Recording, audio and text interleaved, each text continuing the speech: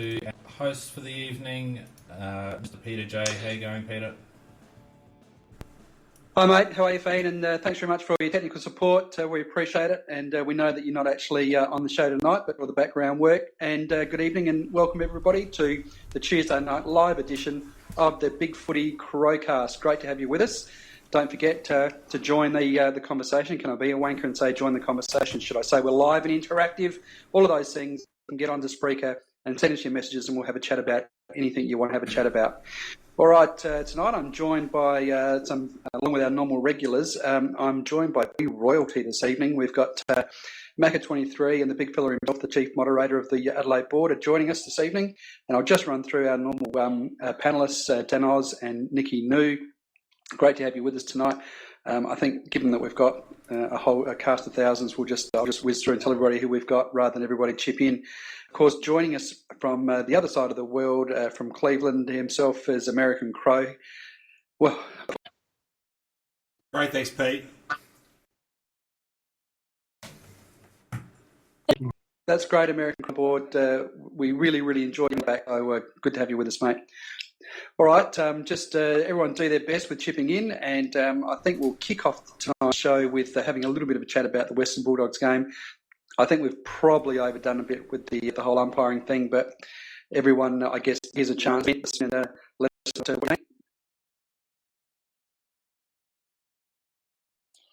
I'm very happy that I haven't seen the game, and I don't plan on seeing the game. I think I woke up most of my neighbourhood with my yelling at the TV. I actually spent the game at the Ramsgate. Couldn't find Josh Carafter. And if you think back to round one, I was pretty happy with our performance despite the result. And I'm the same again. Someone had to lose. Just my thoughts on it. I thought that we really were very lucky to be where we were in the game. And hello, and I think because we got thrashed in the midfield, the ball was dominated down in their half, and we were very efficient up in their forward lines, and that kept us in the game. But we really do have a midfield problem. Macca 23, always the voice of reason on the board, and certainly a voice of reason here. I thought I might just get a little bit of a difference, as we like to do from American Crow, if you're there, mate. I sometimes feel like we have a bit obsessed with the officiating here and the umpiring, and we always seem to blame it when we lose. What's it like over there in your sport as a sporting public? Are you obsessed with the umpiring and the officiating, and is there always all sorts of publicity about who barracks for what team and who's on the take? Yeah, I think both our countries are passionate about sports, and there's no question that when you have games like we've seen two of the last 3 weeks with Hawthorn and with the Western Bulldogs, the same sort of things would be said here. I mean, anytime there's questionable officiating, a passionate fan base is going to get upset about it.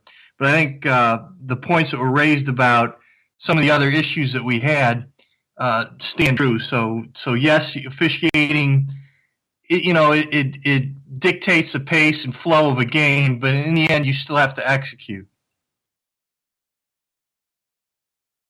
Hey, Macca, after we lose, I can't handle reading the boards, so I don't know what's been discussed already, but my impression of the umpiring was that we, and I've completely lost my point. Move on, sorry. Well done, Dan Oz. Well, was there a question there to answer?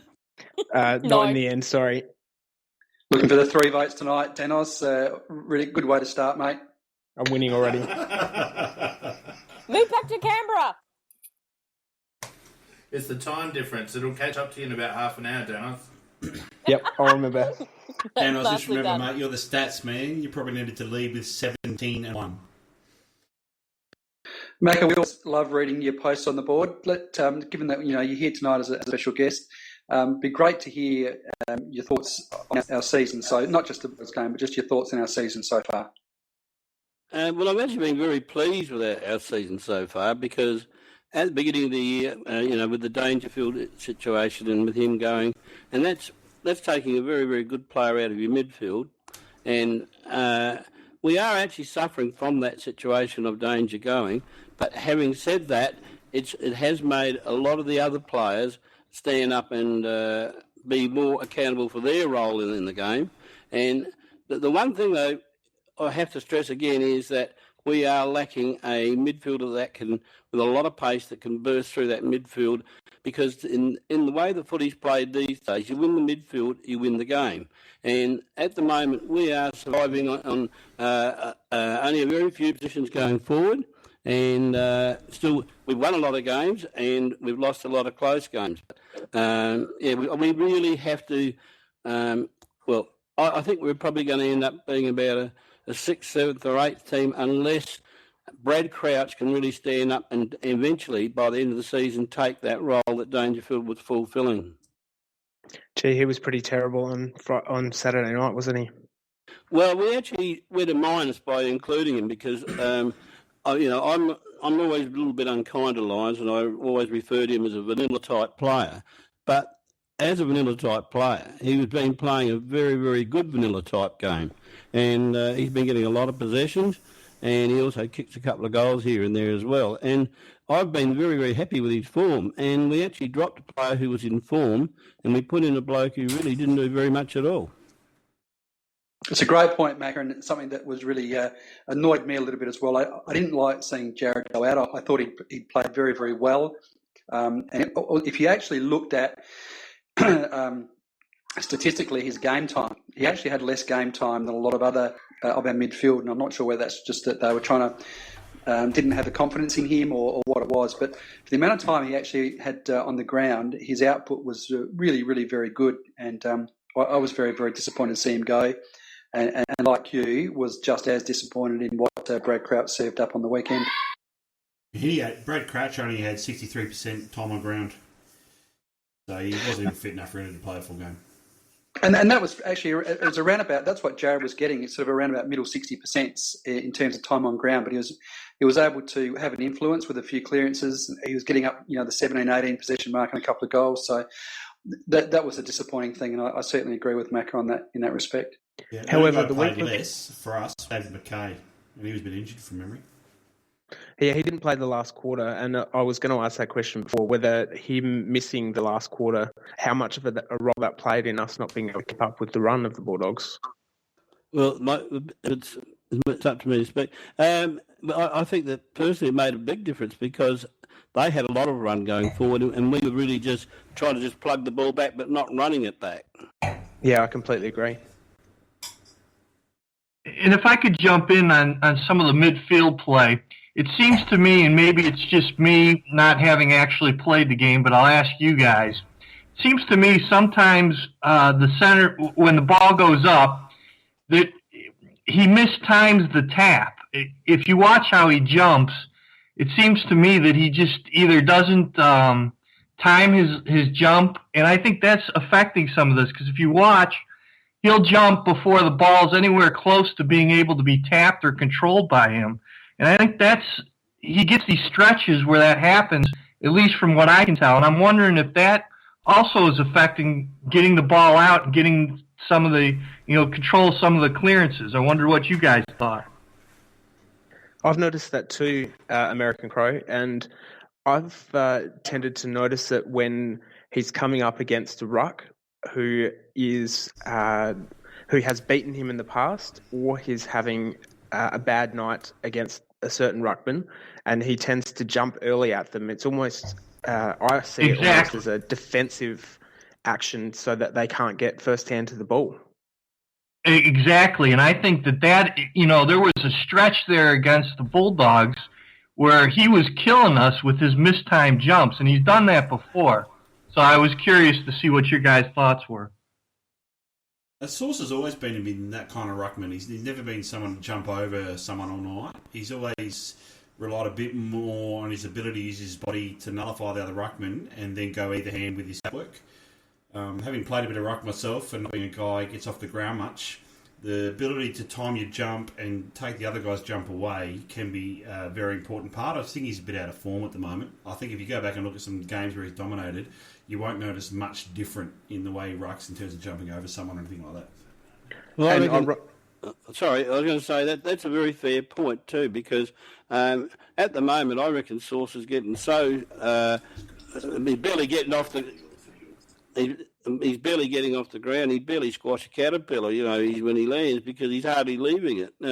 But he is jumping into the other ruckman, and as American Crow said, he's doing it early. And ironically, Exactly. at the end of the game, he gave away a free kick in the last couple of minutes because he didn't jump early and stood there and was given a free kick not looking at the ball. Yeah, I reckon he's had a great season so far this year, Sauce. And, he's not Robinson Crusoe there in terms of our midfield. You think that. I think Matt Crouch was the only person that got over 20 possessions, who was a genuine midfielder.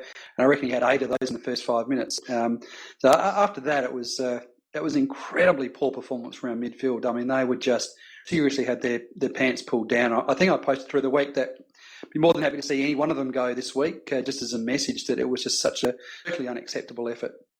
Oh, we lost Pete. Spot on, Pete. Oh, sorry, you go. No, so I was just saying that we lost him halfway through a sentence.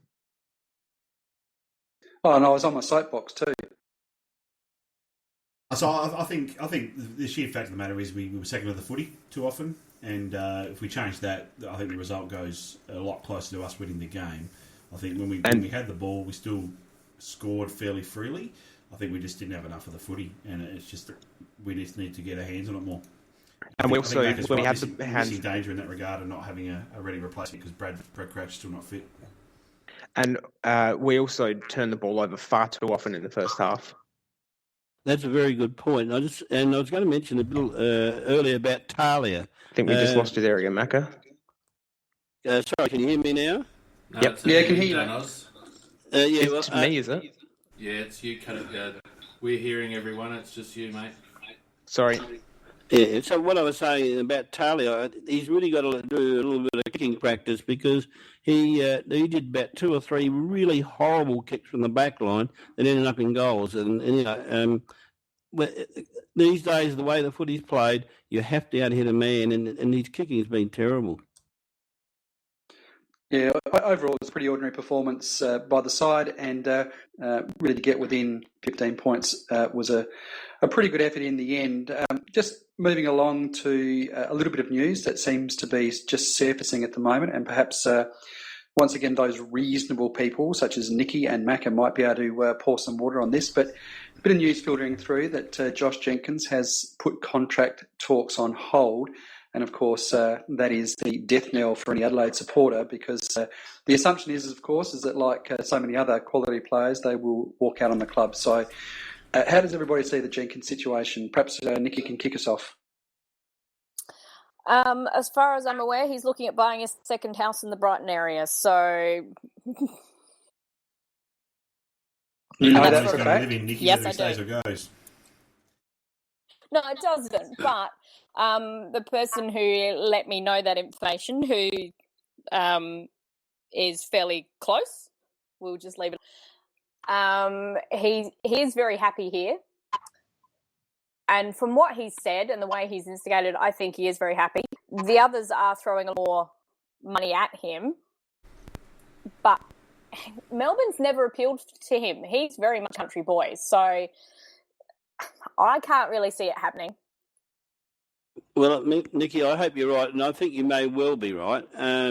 He has publicly stated that he is happy in Adelaide, and he'd be happy to serve his time out in Adelaide as long as they can, come to a mutually acceptable situation. And I just want to raise one point here. Justin Reid, this is a big test for Justin Reid because Jenkins was happy to sign a contract some time back for 4 years at $450K per year. And we were offering 2 in exchange. And look, that guy has to be signed at, whether it's for 3 years, 4 years or whatever, and they're going to pay a hell of a lot more money for him now. So I think he will stay, but it's going to cost us a lot of money. Absolutely, Macca. I think he's spot on. I think he wants to stay. He wants to be here. The club just has not come to him with terms that he wants to sign up to right now. And I think we're going to have to own that and pony up. We know that Connors is his manager, and is it possible that Connors is watching the footy on Saturday night and he sees Josh kick 8 goals and thinks, right, gets on the blower straight away and says, mate, this is exactly the time you put contract talks on hold when you just kicked 8. Can't argue with that. No, of course not. But the thing is for me with Josh is that he took the number 4. He was very strong about why he took that. He also does want a career in the media. He's already writing for ESPN. He's got a few other things in talks about that. A lot of that has to do as well. You kind of look to the future with being a one-club player. In the media, that's actually quite a strong thing to promote yourself in terms of a brand. So I can see that's where he's kind of positioning himself. I thought when I heard about the 2 years versus the 4 will take him to 32, which is well over what we have in terms of a club as a standard, because when you're over 30, it's a 1-year contract. I've always thought that what's going to happen is he'll get 3 years with a trigger for a 4th year. And I think that's probably where Connors would be happy with and probably Josh would be happy with. I think it's the fact that you've got Essendon circling and Freo because they've lost some others. So they've got a whole stack of money and they're going to throw things around. But I think Josh does want success as well. I don't think he'd go back to Essendon, would he? What was that? I don't think he would go back to Essendon. I think it's on us. I think he wants to stay. All those things we're saying about him staying for why he wants to stay is correct, Nicky. I just think as a club, we've got to be the one that probably comes up to the mark at the moment. That 4th year will also take him into his 30s. 32. Yeah, I mean, the fact is, this is a lot. This is his life. This is his life contract. I mean, this is the one contract in his whole career because he would have been on, not great money early on. He came over. Traded as a rookie onto our main list. He's been developing. He's had a couple of good years. His contract's up, and this is the one where he has established himself as a best 22 player, as probably a top 10 leading goal kicker. Lee Matthews is on the radio saying that he's the best second forward combo in the league. So he's got all those things going, and this for Josh Jenkins, this will happen only once in his life, given his age. Very good so point. this is his big life contract. So I guess you can see that he's going to probably consider all offers. He's going to have to do whatever sets him up now for the rest of his life. But at the same time, it's incumbent upon our club not to get tied up in a long-term deal with a guy that's going to be in his 30s. So balancing act, and it probably shouldn't be too surprising that the two sides are taking a step back at the moment. Well, I'm not so sure about that because at the moment, it used to be a situation that players got to age 30 and that was almost like the cut-off point of their career. But if you have a look at there's a heap of veterans running around at the moment in their 33s, 34s, 35s and playing extremely good football. And Josh is only he's a young footballer. He's not somebody who's been bashed and belted around for umpteen years. He's only been playing football for a short time, so from my point of view, I wouldn't hesitate to sign him up for the 4 years. I think the crash and bash comment's very valid, Macca. It's even in the way he plays. He's also played less footy, I guess, as you said, but he's also the way he plays footy. He's not sitting under the ball and getting smashed from pillar to post like a lot of key position forwards would have been over the years. I reckon we could easily give us 4 years, no problem. Although he did take a few very nice contested marks on Saturday. Against some short defenders. That's okay. And Nicky, you're taking on but if my you get mantle. one, you get one. I just get a sense, somebody guys. has to, Phoenix. I just get a bit of a sense that, like I said earlier, I was happy with our most of our game on Saturday. We should win enough of the footy, and that may be a problem without another top line mid at full fitness. But I still think we played a good game. We got within 3 goals of a side that's pretty much flying. The only sides we've lost to are arguably top 4 sides. We need to find a way to start winning those games, but they've been away. I just think, there's too much negativity, basically. Even listening to Phoenix talk to himself on Sunday night, it was just all negative, all bad this, all bad that. And, Thanks, guys, for letting me in the bloody lurch Sunday night. You weren't talking, mate. Sorry. Right, I think we need to move on a bit and start thinking a bit more positive. I think there's tweaks, and obviously we need to be more footy at the contest to beat sides like the Western Bulldogs. But I think there's a lot to love about the way we're playing footy at the moment. Well, and I agree. Sorry, go.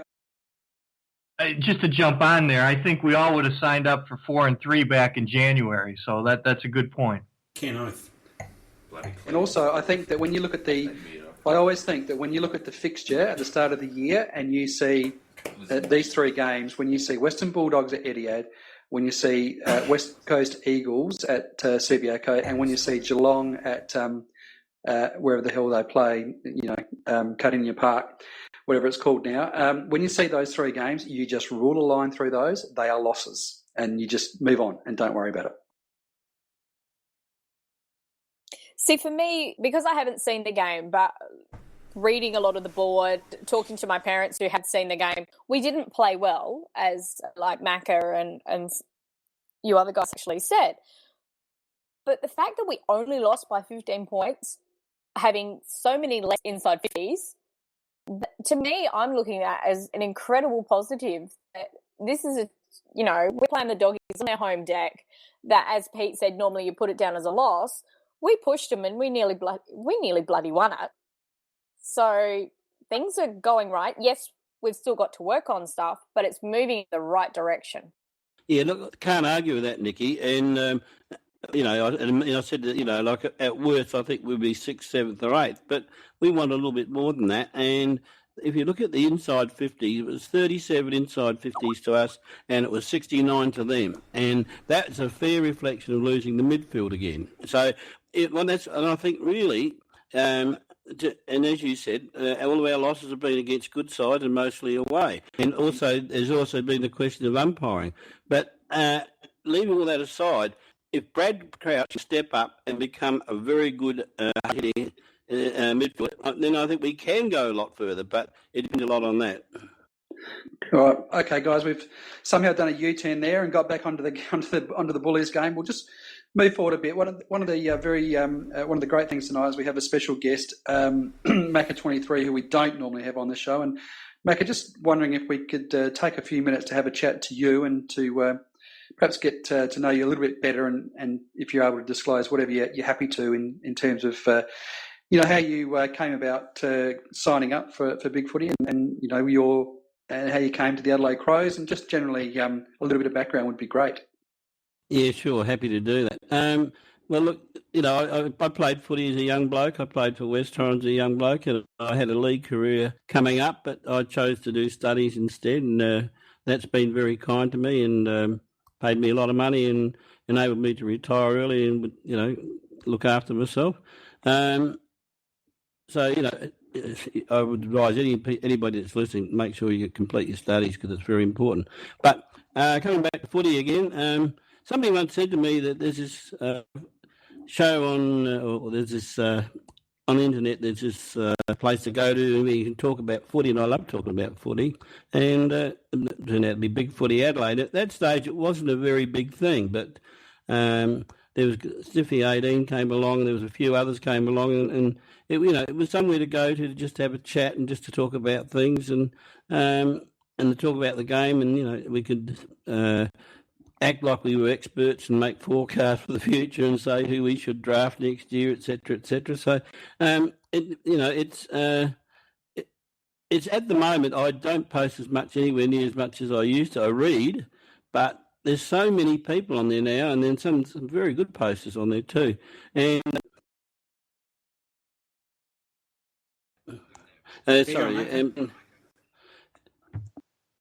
doing good. And so I really don't post as much as I used to. I read a lot. Now and again, something gets under my skin, so I post. I nearly posted about the umpiring, about the Bulldogs, because you'd have to be silly not to think that it wasn't normal. I'm not talking about cheating, but I'm just talking about Victorian umpire in front of a Victorian crowd with a Victorian team. I think they get a little bit carried away. And so, Macca, do you get to games still, or is that have you always been just a watcher on the telly, or do you get along very much? Well, we go to the games, and I've got my own seat, and go along with the wife, and she sits there very quietly, and I just abuse everybody and scream and yell, just like everybody else does. And I love it. I love it. And then I've got Foxtel, and I record games. I watch games. I love watching every game. I don't care who's playing. I watch, and and it's footy is. I've got family and footy, and I suppose that's my life, really. So will you be booing on Friday night, Macca? Oh yeah, definitely. I mean, not all night because it gets a bit boring after a while. But I mean, it was good fun giving Tippett the rounds of the kitchen early, and I must admit, having given him a couple of boos, well, that sort of done it for me, and moved on. And really, he's gone. He's been gone a long time. And Dangerfield, well, he's gone.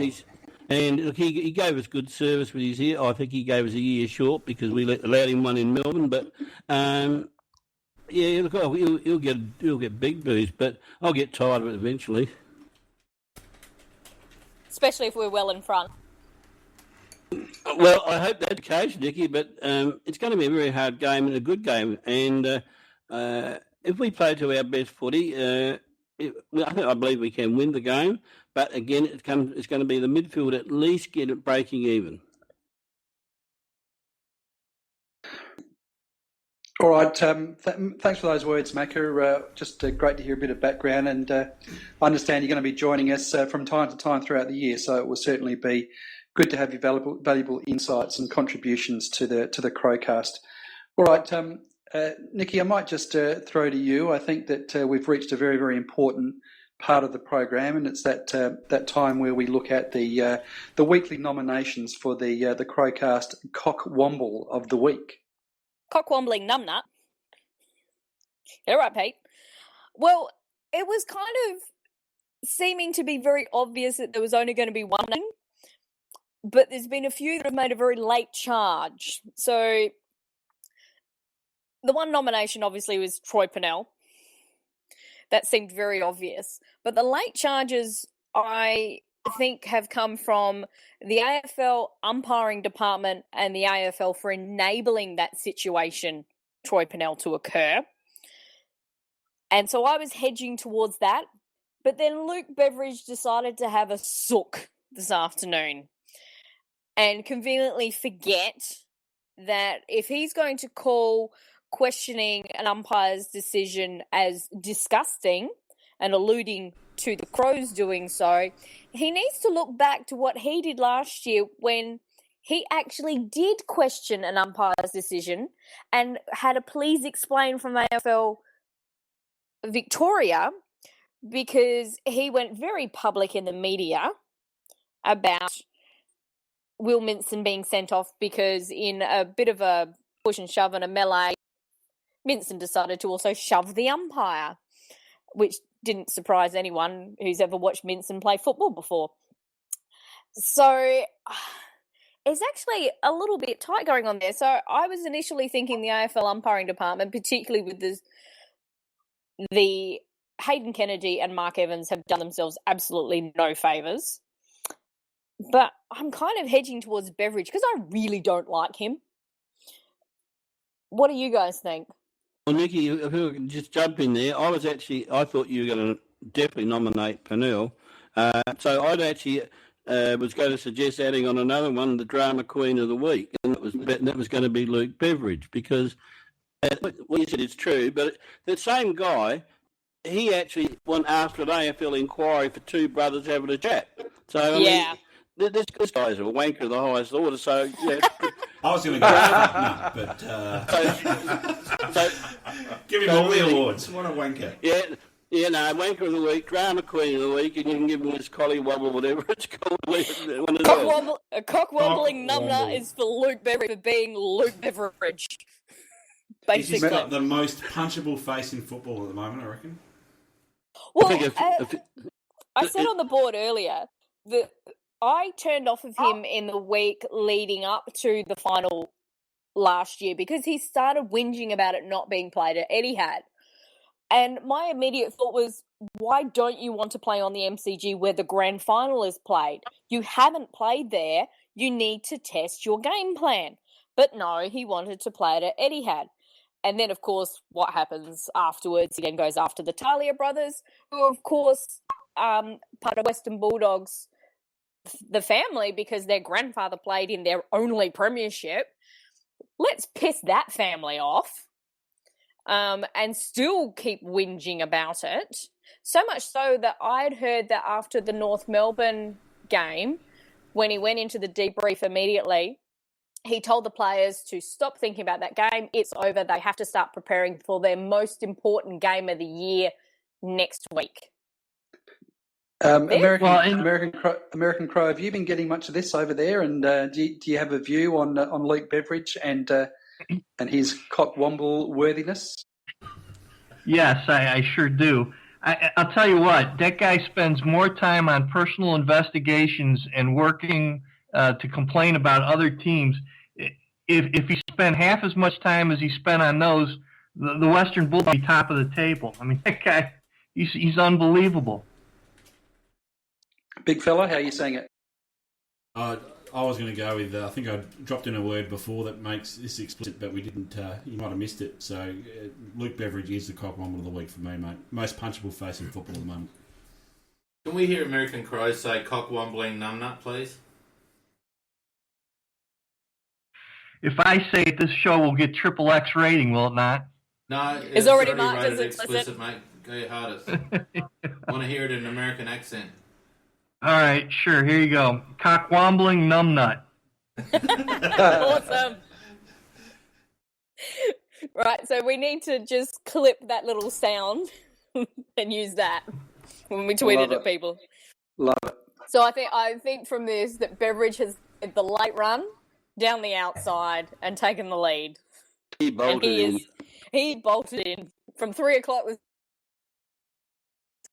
afternoon. So if we actually get to have Luke Beveridge on the show as a guest, I can then get myself sorted out to introduce him as and on with this evening is the most punchable face in football. He's a wanker of the highest order. He is the cock-wombling numbnut of the week. Of course, I speak of none other than Luke Beveridge. The winner. Somebody, the winner.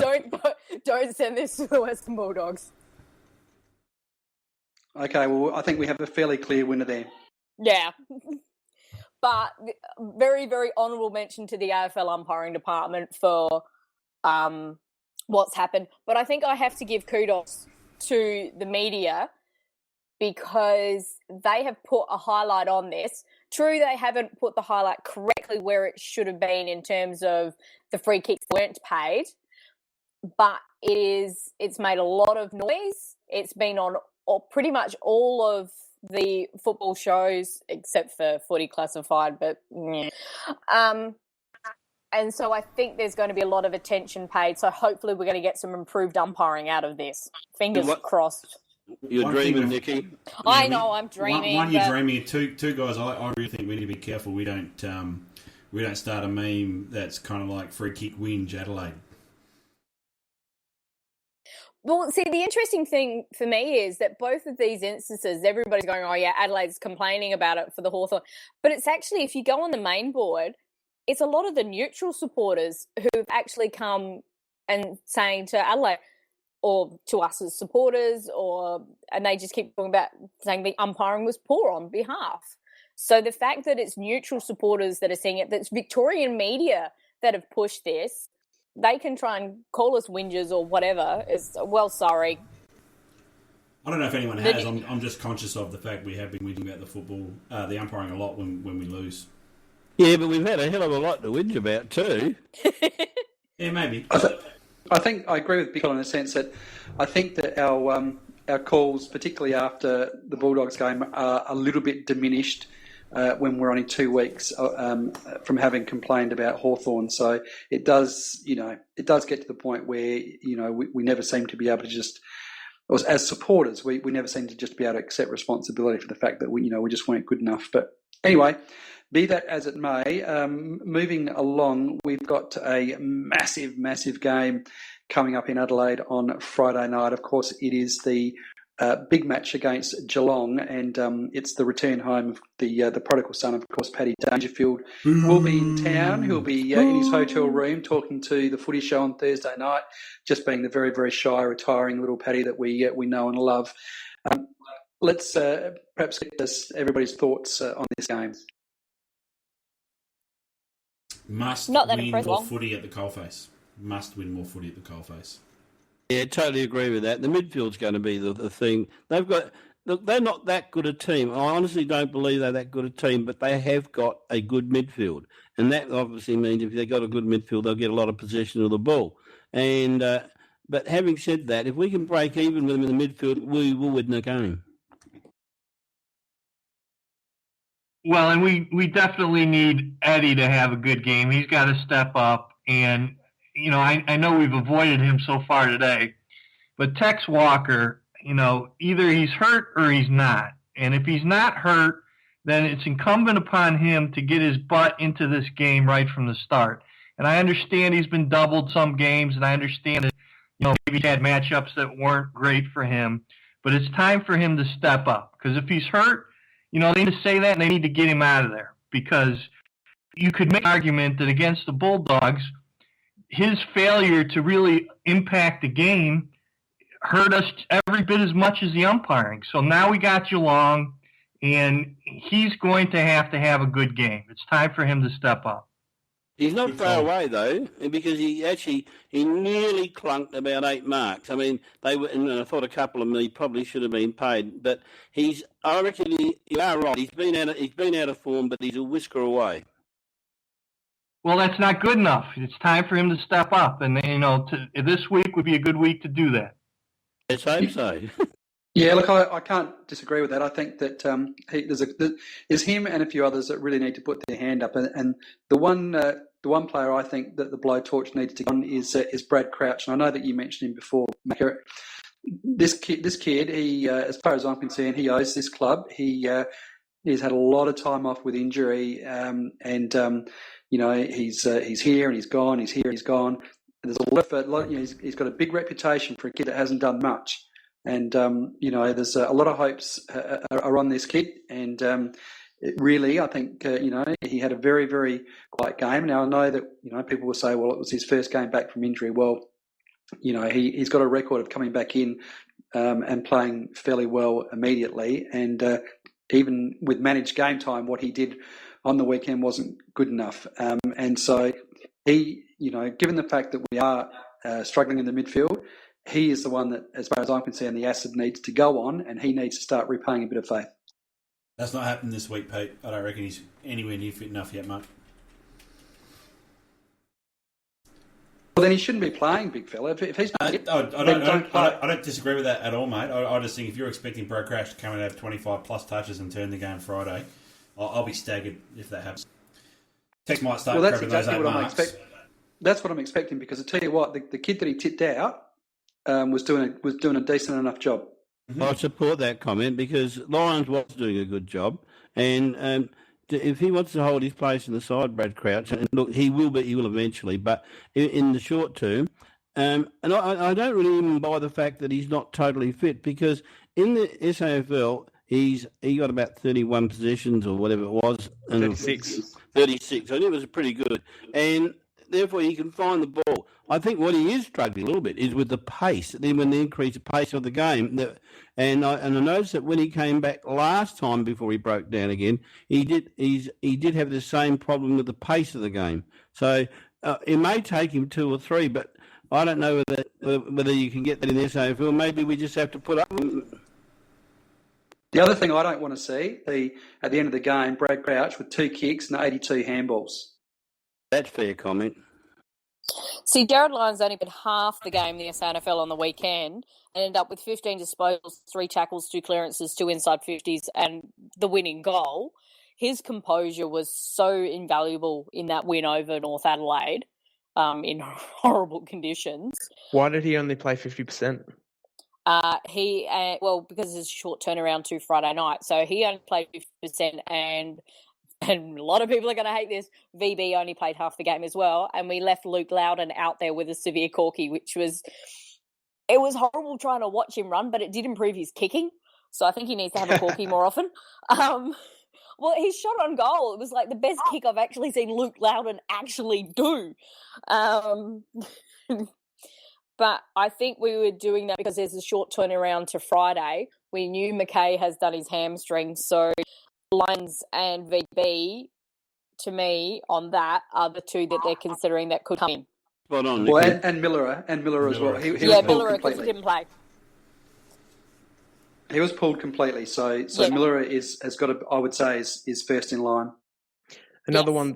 one that I think is probably who needs to step up is Talia. I would love to be able to ask him whether he was affected negatively by all the booing that he got from the crowd. Fair comment, because his kicking was atrocious, and he was caught behind a couple of times when he normally is really, really spot on.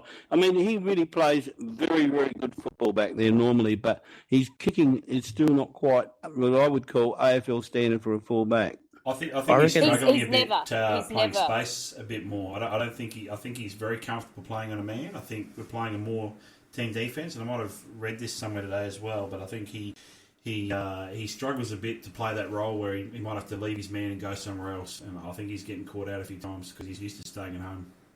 Great point. Great point.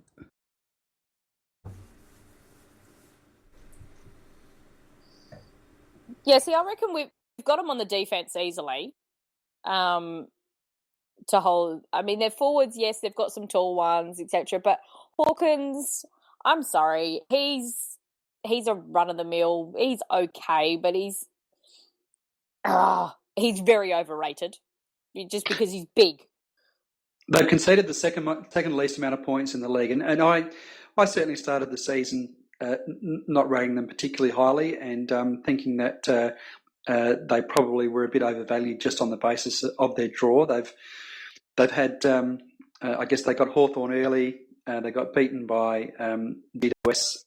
And I thought that Saturday was a fair test for them, because even though they were playing at home, they were playing the West Coast Eagles, who are, certainly a top 4 aspirant. And I thought it should have been much better than what they were on Saturday. And I watched that game in full, and you had to be impressed by Geelong. They played very, very well, and they really they tore West Coast apart. I don't care who you are, if you can, or where you're playing. If you can tear West Coast apart like that, you're a decent football team. And they'll be very, very stiff opposition on Friday night. I don't doubt that for a moment. Peter, where was it played? Yeah, I know. And I just said, when you're playing a top 4 aspirant like that, a team like West Coast, even though you're playing at your home ground, they're not a top 4 team this year. It's like not valuing our win over Sydney. No, Sydney, because we're playing it at home. Well, I wouldn't. I'd argue that you certainly couldn't write West Coast off as being a top 4 team this year at all. I mean, they will give top 4 a really good push. No. Don't agree with Peter. The way they're playing, they are a very, very different team to last year. Everybody has worked out how they. Side at the moment. Yeah, everybody has worked out how they played, and it hasn't been adjusted. We'll see how that goes at the end of the year. I think that they'll be in it when the dogs are barking, and they'll be around top 4. But my point being that I think that you certainly can't dismiss Geelong's win against them on Saturday just because it was at Skilled. They're not a bottom 4 team.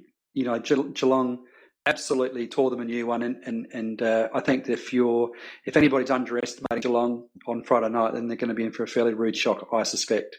Yeah, but and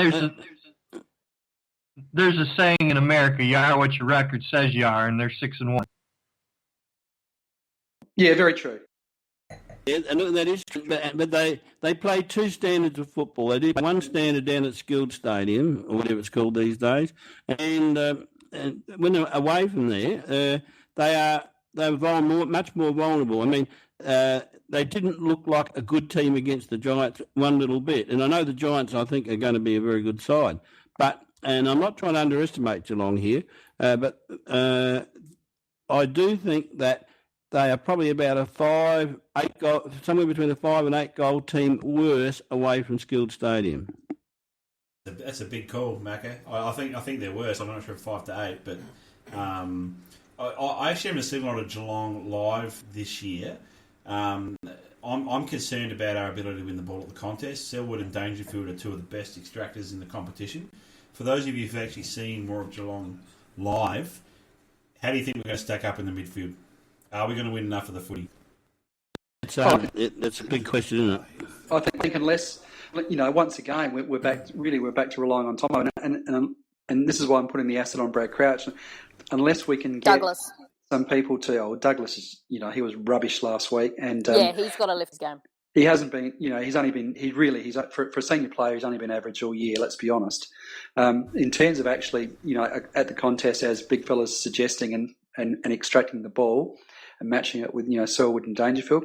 Really, I think that we've only got two players capable of that, and that is Tomo and probably Brad Crouch, to a lesser extent Matt Crouch, who I know he's been good, but I don't think he's necessarily going to go with the other two. And unless really those three guys really extract the digit, then I think that we'll end up being in that position that we seem to be each and every week, and that is a 70 inside 50 count, and hoping that we can score.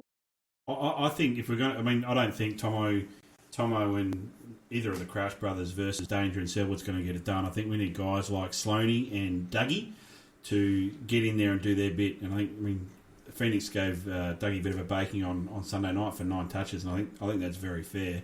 For a senior guy, Dougie needs to be getting 18 plus a game minimum.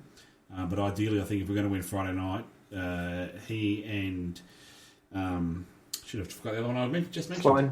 Sloan, Dougie and Sloan have got to both have 20 plus games. Can't argue with that. No, you're 100% right there. It needs a complete thing in the midfield. The other thing I think should be mentioned is I don't like our midfield structures at the moment, because we've got Source going up there and barely getting off the ground, but there's three of us, and we're all diving in for the ball and nobody on the outside. And if they get the ball and half get it, they just scramble it to the outside and take it away. That's interesting, because we were actually quite good at that at the start of the year. I was actually watching the midfield placement. We weren't getting sucked into the contest. We were staying out and keeping our structure. So obviously, by the sounds of that, our structure broke down against the Bulldogs. Broke down badly, yeah, really badly. If you look back at the replay, you'll find that there's three of us in there most of the time and nobody on the outside, and that's where we got caught.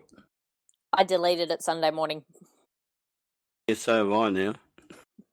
That's piss poor, Nicky, if you don't mind me saying. Just moving away from the midfield for a Mother's Day second. and my sister's birthday. I think just moving away from the midfield SNFL for a second. games. Wanting to talk about Mitch McGovern. Does anybody see Mitch as being a little bit at risk of a potential omission?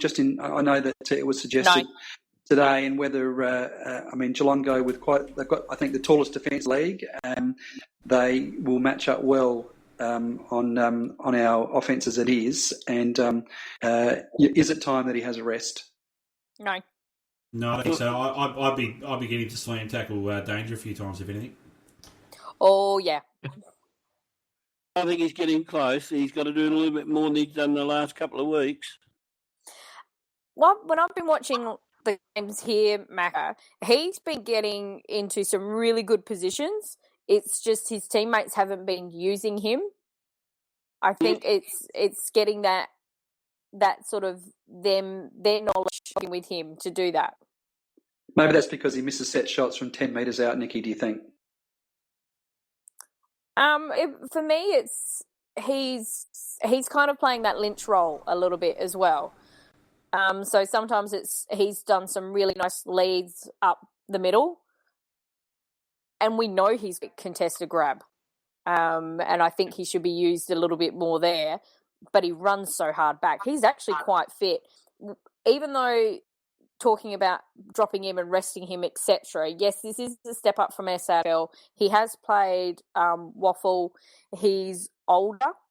He's just that little bit older as well. So I think of the case of where you might rest a younger one, he's possibly one that won't need a rest like that. Well, I wouldn't do it for resting him. I'd do it to let him know that he's got to get work a bit harder. Yeah, you got to get more of the ball. I mean, that's what it's all about. And also, when you have a shot for goal, you got to kick the damn thing. Yeah, look, like everybody, I love what he brings. I think he's a great future with us, but just at the moment, I just feel like he's tailing off a little bit, but that could just be me. Okay, we think Miller will come okay. Anybody think the changes will occur? Plays a definite out. Say that again, Danos? McKay's a definite out. Yeah. Yeah, we've got Miller in for McKay. Any other changes we think?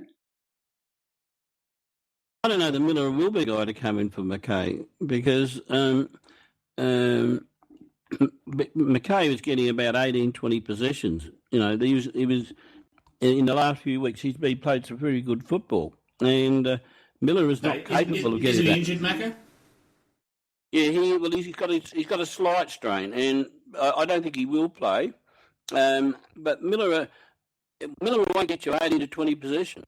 Who are we bringing in? I mean, I think we're all kind of a bit quiet when Pete asked the question because we're kind of at most of the guessing this year. We've all been pretty happy and pretty okay with the direction the club's been taking with selection. But now we've had a couple of losses, and some of the guys are starting maybe a bit sore and a bit injured. And some of the former, maybe some of the less experienced players is starting to get in question. I think we're all a bit unsure about who comes in. I haven't seen much SNFL footy this year, so I don't really know who's ready to come in. So if we're talking about not Miller and we're talking about maybe dropping other players, who are those guys in the SNFL who are right on the cusp of coming in? I think I mentioned Miller because he was the one player that was actually pulled from the SNFL team completely. So. And that was an instant response to Saturday evening. So that just suggests to me that he's first in line because they didn't want to play him at all in the SNFL. Then the next level down, you've got Lyons and Van Berlo, who only played half a game. So they would be the next two. So if you're thinking, I know exactly what you're thinking, Macca, that Miller may not necessarily be a like for like for McKay. So you might get, say, Jared Lyons to come in for McKay, given that McKay has been playing around the test a bit. So Lyons would possibly make sense there. That leaves Miller and potentially Miller from a gun, possibly. How are guys like Rick and Yeoman performing at the moment? Oh, yeah, No, and both have McKay in to get that extra bit of speed. That's making our midfield slow again. So as much as I would love Lyons back in the team because I think he's quality, I can't see him coming in for McKay. I think it is going to be somebody with a bit of speed. only leaves Miller because he's only one with the speed, but he won't get you 20 possessions, Nikki. No, but he'll give you some very quality ones. That's true. Can't argue with that. What about Hendo up to wing? We bring someone back into defence. Oh, God, Hendo. I'm glad you mentioned Hendo because I wanted to give him a bit of a roast. I really was very... come on. I was really disappointed with his... I don't know what other people thought, but I thought that he doesn't go in hard with the ball, and I thought some of his kicking was absolutely flawless. Yeah, it was the team of the night, though. There was a lot of people who had terrible kicking. Yeah, and I know that, but this guy has got a good kick on him, and I just thought that I didn't think he was overly courageous, did he? That's what I thought. That's no surprise to anyone, Macca. That's the worst aspect of his game. It always has been, always will be. It's whether his other elements are good enough. So maybe getting him out of defence from a courage point of view exposes him less, but we can actually use his speed and kicking on a wing. Well, Macca, if you know anything about me, you'll know that you certainly won't get any arguments on the Hendo front. I reckon in 80-odd games he's played for our side, I reckon he might have played 8 or 9 decent games. To me, I just have him in the same basket as McKay and Van Berlo and barely even in them. I can't see traction. I can't see what people, what they see in him, but obviously they see something because they select him. But really, I think that, surely we've moved on from Hendo. He's got talent, but he hasn't got a lot of courage. The Westies game, that first one, he actually was this completely different player.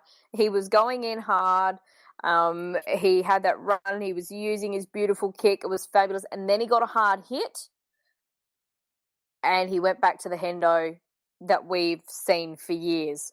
So for that first, 2 quarters, it was just amazing to watch. We've got this brand new player. Great. This is everything that we thought Henderson could be, and he's finally showing it. since he got that hit, and every time I've seen him in the SANFL this year, he's gone back to being the Hendo that we knew, and I was not happy. I mean, they would pick him, but I would much have rather preferred VB, even though I know the AFL game's gone past him. At least we were going to get some defence from VB. It's a little bit contentious because VB, look, he's got more courage than anybody else on the side. There's no question about courage with VB. And even when he was getting dropped, I thought he was going in harder for the ball than anybody else in the team. He just wasn't getting the bloody ball. No. And he can't turn. Look, I think with that, unfortunately for him, that when that sled hit him in that time and cut his Achilles, and I reckon whatever pace he had, which wasn't the greatest, but whatever pace he had, it's taken the edge off of him. Yeah, so he's very good in the SANFL. He's a class above there, but he can't make it in the AFL anymore. But from what I'd seen of Hendo, particularly against the South game, I was not happy. I thought that's the way the club was going to go because we were playing the Bulldogs and they need some speed. But by the sounds of it, Hendo was being Hendo. So Hendo won't get dropped this week, right? No one thinks so, right? So who's coming in and who's going out? So McKay's out. Some people think Miller might be in. Are Grigg and Yeoman ready to go if we actually want to throw the side around a bit more, or is that the only change we're likely to see? I think there'll be minimal change. I think it'll be probably just the one. Yeah, I agree with Nicky. There's two possibilities, isn't there? I mean, one's McKay, and McGovern could possibly be a little bit under review, but he may well hold his spot. But I think that, we're really talking about a question of whether we bring in Lyons, who is a good, honest, trusty servant, and we know will at least give a good game, or whether we bring in Miller, who will give us a lot of dash, but maybe not as much of the ball. So that'll be up to the selectors to make that decision. All right, folks, we're getting a little bit up against the clock. Perhaps we might go around to everybody, and I'm going to ask for your tip for Friday night. Macca, what do you think? Look, I'll go Adelaide with my fingers crossed and say maybe Adelaide by 5 and big points. Fella? Adelaide, mate, I think we'll win enough footy. Tomo will fire up and we'll have a good game. American Crow, what do you think over there? I agree. I think we're going to jump on them early, and I think we're going to actually run out. Nikki? I reckon us by 27. Whoa, that's confident. Denos? Yeah, I'm going to be the devil's advocate. Sorry, but I just can't. I've gone back to my old ways. I'm not Go back confident. to Canberra. Go back to the cold. Yeah, it's funny. I'll tell you how I see this game, and in the same way that I see that you can look at the fixture and you can rule a line through 3 games, Bulldogs, the Cats and the Eagles all away, I think that there's also, on the other side of the ledger, there's a game you can always look at, and that's Geelong at home. And I think if you go back, even when we haven't been playing great football, we've managed to sneak across the line against the Cats at home. I can remember back in the AAMI Stadium days that we always seem to manage to get across the line. And so I think that with not a great amount of confidence, but I think that we might just get the job done on Friday night. It's been a fantastic night tonight on Tuesday Night Live. And I just want to thank all of you guys. It's been a bit of a cast of thousands, but I think we've all managed it pretty well to all get our points across and not cut across each other too much. So I hope you've enjoyed it out there. Macca, thanks very much for joining us. I'm happy to come. I'm happy to come again. Can we get a Danny Kiley from Macca?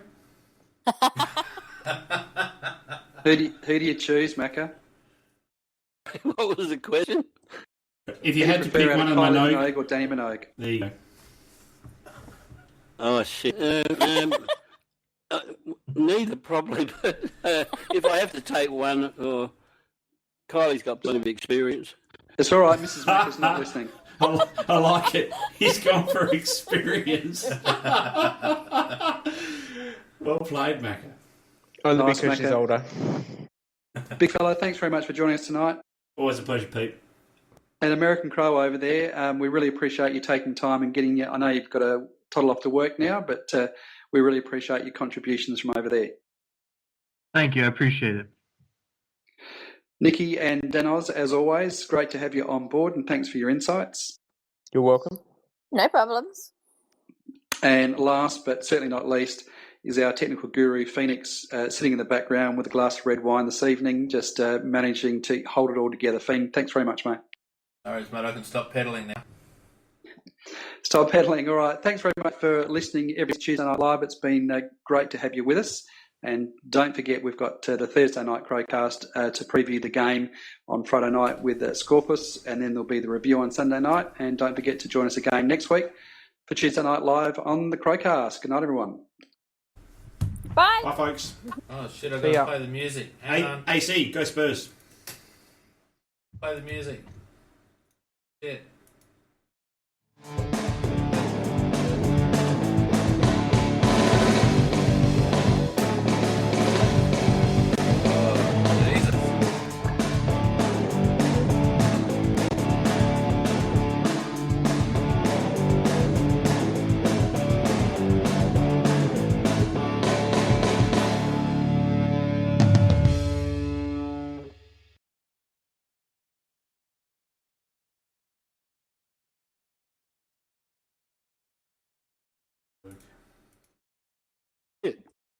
You guys That's still there? it. Thanks, everyone. Much appreciated. All right, and thanks everybody for having me, and I really enjoyed myself. Good on you, Macca. It was Yeah, good mate. having you, Macca. Thank you. I hope I get invited again one day. Yeah, no, you can be a regular, mate, anytime. That was good. Sunday nights, Phoenix is looking for people, mate. Oh, Jesus.